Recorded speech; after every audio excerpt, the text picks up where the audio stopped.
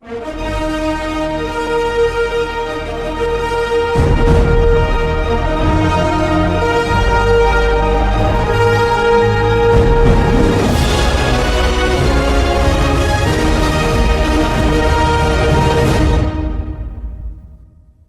primera llei de Newton, és a dir, la llei de la inèrcia, diu que un cos es manté en repòs o en moviment rectilini uniforme, és a dir, velocitat constant en línia recta, si no actua cap força neta sobre aquest cos.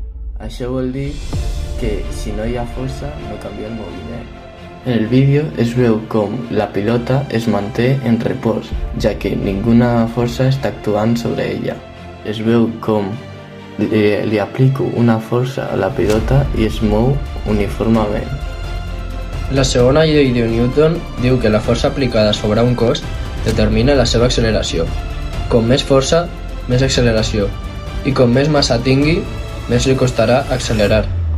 Al vídeo podem veure com un cotxe empeny una pilota, primer suaument i després amb més força.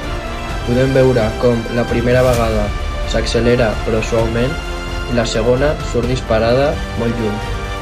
Així com diu la llei de Newton, com més força s'aplica, més acceleració té la pilota. La tercera llei de Newton. Aquesta llei diu que a tota acció li correspon una reacció igual i oposada.